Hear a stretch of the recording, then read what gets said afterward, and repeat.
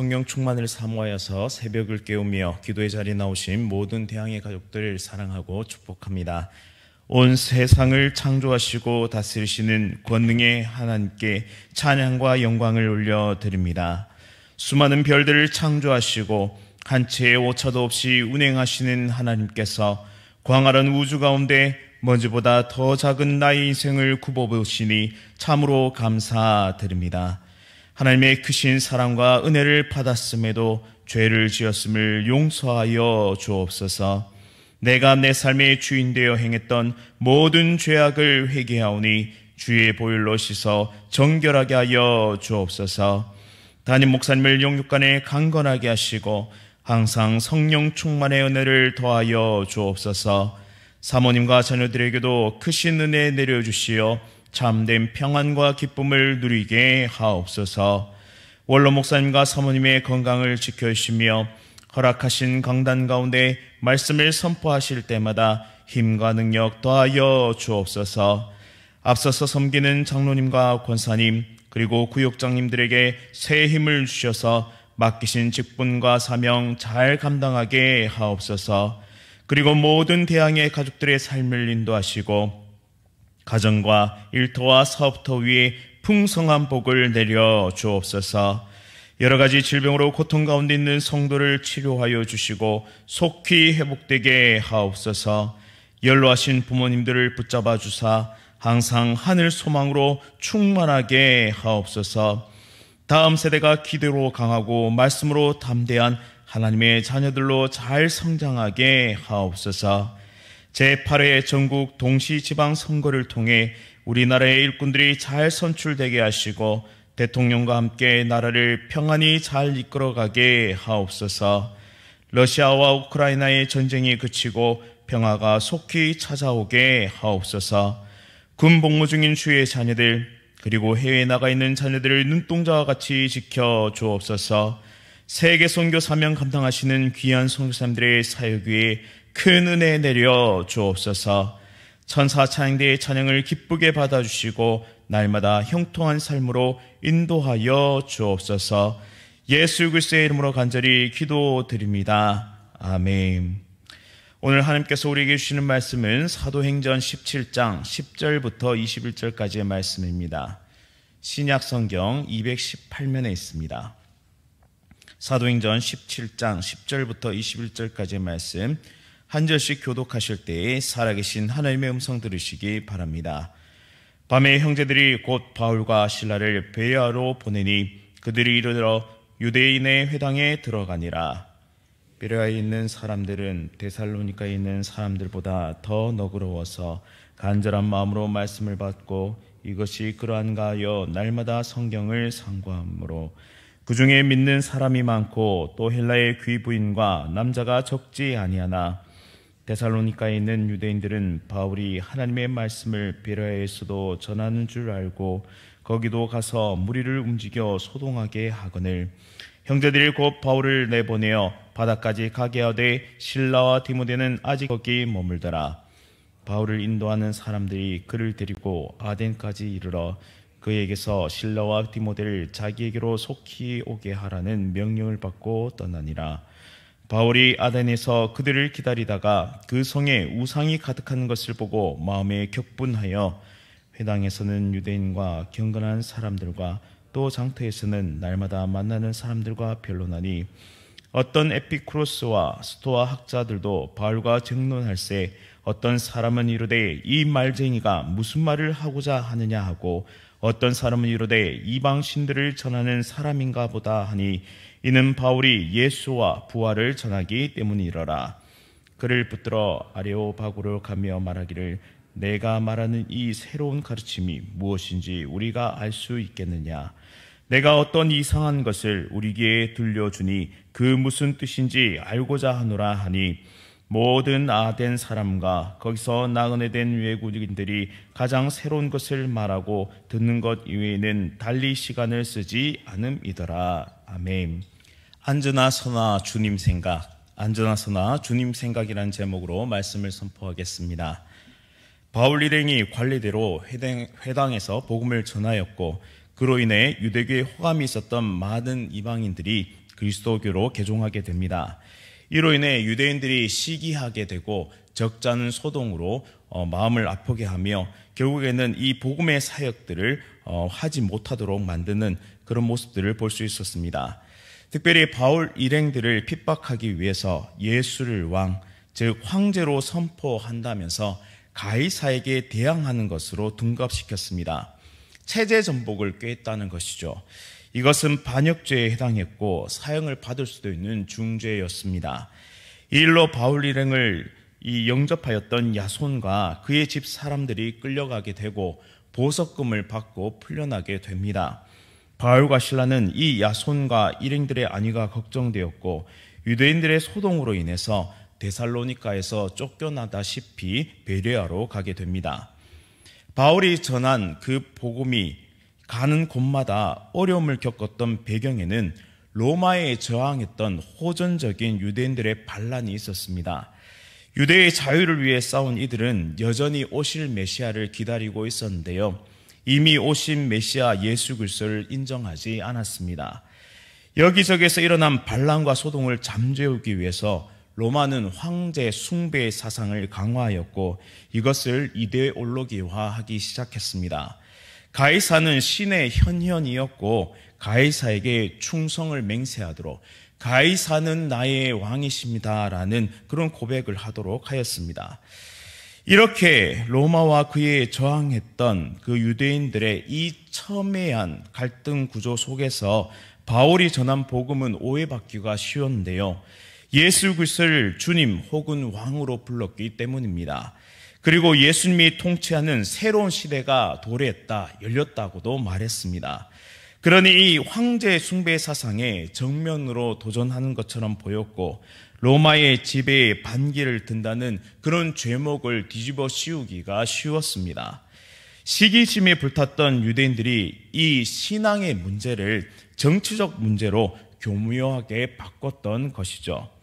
이러한 어려움 속에서도 바울은 물러서지 않고 가는 곳마다 진리의 복음, 생명의 복음을 전하였습니다. 우리가 앞서 살펴봤던 것처럼 바울은 선교 활동에 특징적인 것이 있었는데 그것은 어디든 도착하면 그 지역에는 회당을 찾았다는 데 있습니다. 이 회당에는 회당장이 있었는데 회당장은 회당을 관리하고 성경을 관리하며 예배 때마다 사회를 보았습니다. 이 회당장은 매 안식일마다 정해진 분량의 성경을 읽고서는 회중에게 이렇게 물었다고 하는데요. 누가 말씀을 잘 강해해서 우리 모두에게 도움을 줄 수 있습니까? 누가 이 말씀을 강해해 보시겠습니까? 라고 초청했다고 합니다. 오늘날로 치면 설교자를 초청하고 세우는 일을 이 회당장이 했습니다. 이때 사도 바울은 기회를 놓치지 않고 저요, 제가 하겠습니다 라고 말하면서 그 앞으로 나아가 이 구약 성경인 토라와 예언서를 잘 강해했다고 합니다. 그리고 이어서는 복음을 선포했는데요. 이 예언의 말씀이 말하는 이가 바로 예수 그리스도다. 이 예수님으로 인해서 이 예언이 성취되었고 예수님은 우리의 구원자가 되셨다라고 그렇게 진리의 복음을 증거하였습니다. 물론 많은 유대인들은 앞서 토라를 강해하고 그리고 예언서를 강해할 때는 많이 마음을 빼앗겼지만 이 대목, 예수 그리스도가 주님이시다라는 이 대목에서 상당히 반발하였습니다. 하지만 유대교에 관심이 있어서 이곳에 참여했던 헬라인과 그리고 이방인들에게는 바울이 선포한 복음은 매우 놀라운 것이었습니다. 왜냐하면 혈통적으로는 다시 태어나지 않고서는 결코 유대인이 될 수 없었던 그들이 언약 백성과 대등한 위치에 설 수 있다는 이 자체만으로도 굉장히 파격적이고 매력적인 복음의 이야기들이었기 때문입니다. 또한 회당은 디아스포라 유대 공동체의 중심이었기 때문에 선교지에서 일거리를 그리고 머물 장소를 얻을 수 있는 좋은 통로가 되었습니다.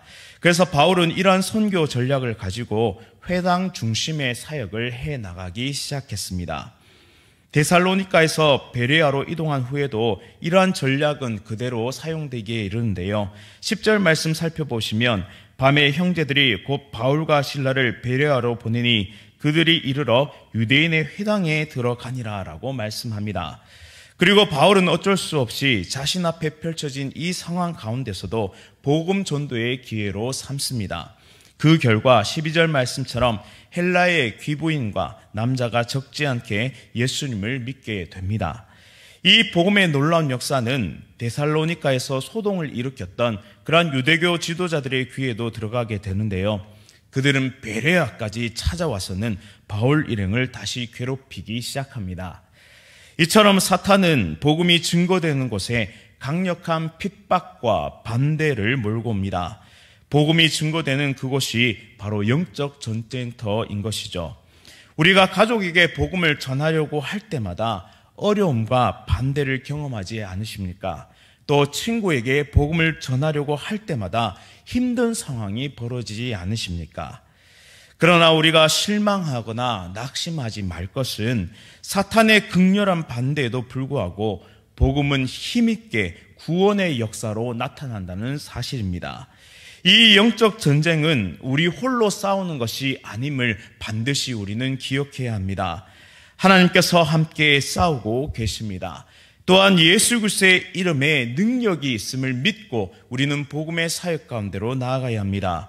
그 능력을 힘입어 우리는 다시 한 번 더 일어나서 복음의 증인들로 서야 합니다. 이제 바울은 다시 한 번 더 도망치듯 아덴으로 이동하게 됩니다. 계속해서 그는 도망자처럼 이동하고 있습니다. 그러나 이 여정마저도 하나님의 손길이 함께하고 계십니다. 우리는 앉으나 서나 하나님의 크고 부드러운 손길에 그 영향력 아래에 있음을 믿으면서 살아야 합니다. 우리는 결코 혼자가 아님을, 이 싸움 가운데, 이 복음의 여정 가운데 하나님이 함께하고 계심을 믿으면서 달려가야 하는 것입니다. 상황이 어떠하든 환경이 어떠하든 절대 우리는 혼자가 아니라는 사실을 항상 기억해야 할 줄 믿습니다. 아덴에서도 바울은 회당 중심의 선교 전략을 그대로 사용합니다. 특별히 아덴은 헬라 문화의 중심지였는데요. 17절 말씀에 보면 바울은 유대인과 경건한 사람들과 또 장터에서 만나는 많은 사람들과 변론하였다고 말씀합니다.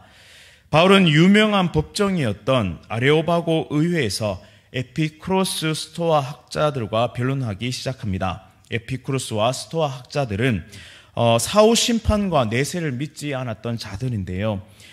바울이 예수와 부활을 증거하였기 때문에 이들 가운데 논쟁이 벌어졌던 것입니다. 바울은 유대교 지도자들과 변론했고 철학자들과 변론했고 거짓 교사들과 변론하였습니다. 어디를 가던 무엇을 하던 오직 복음을 증거하기 위해 그는 모든 삶을 다했습니다. 그의 삶을 한마디로 요약하자면 오직 예수, 오직 복음이라고 해도 과언이 아닐 것입니다. 가수 현철의 앉으나 서나 당신 생각이라는 노래 가사를 보면 앉으나 서나 당신 생각, 앉으나 서나 당신 생각, 떠오른 당신 모습 피할 길이 없어라 라는 이 가사, 누군가를 지극히 사랑하면 떠올리지 말라고 해도 머릿속에 떠오를 수밖에 없습니다. 그리스도인은 정말 떠오르는 주님을 피할 길이 없는 것처럼 앉으나 서나 사랑하는 예수님을 떠올릴 수밖에 없고 앉으나 서나 이 진리의 복음을 증거할 수밖에 없습니다. 사도 바울은 한마디로 미친 사람입니다. 예수님께 단단히 미쳐서 완전히 마음이 빼앗긴 사람이죠. 소동으로 인해 데살로니가에서 쫓겨나다시피 도망온 베레아에서도 또 아덴에서도 그는 한결같이 진리의 복음을 선포했습니다. 그 진리의 복음은 예수님이 바로 메시아다, 예수님이 바로 구원자다, 예수님이 바로 우리를 위해 부활하셨다라는 그런 진리의 복음을 증거했습니다.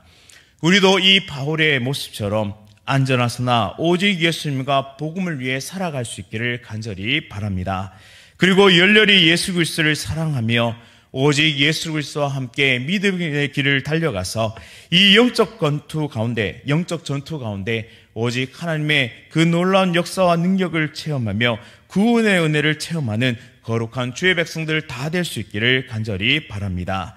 그리하여 우리 모두가 내 평생 예수 그리스도의 복음을 위해 살았습니다. 내 평생 예수 그리스도의 이 복음을 위해 살았습니다라고 고백할 수 있기를, 그리하여 하나님의 품에 안겨서 영원한 안식과 기쁨을 누리며 착하고 충성된 종이라 그런 칭호를 받을 수 있는 우리 모두의 삶이 될 수 있기를 간절히 바랍니다. 말씀을 기억하면서 함께 기도하겠습니다. 하나님 아버지, 어떤 상황 속에서도 나를 홀로 두지 않으시고 함께 하시는 하나님을 바라볼 때 진심으로 감사드립니다. 사도 바울의 모든 여정 속에서 함께 하시며 늘 힘과 능력을 공급하셨듯이 우리 삶에 언제나 함께 하시는 하나님을 신뢰하고 믿으며 복음의 사역 잘 감당할 수 있도록 인도하여 주옵소서. 가족에게 복음을 전할 때마다, 또 이웃에게 복음을 전할 때마다 끊임없이 이 복음의 사역을 방해하는 악한 세력들이 있습니다. 그런 악한 세력들로부터 우리를 지켜주시고 가정 복음화가 속히 이루어지도록 또한 지혜와 힘을 더하여 주옵소서. 사랑하는 한 영혼의 이름을 불러가며 기도할 때 복음의 역사와 능력이 일어나게 하옵소서. 앉으나 서나 가나 서나 오직 예수님을 생각하며 전심으로 사랑 고백하며 살아갈 수 있도록 인도하여 주옵소서.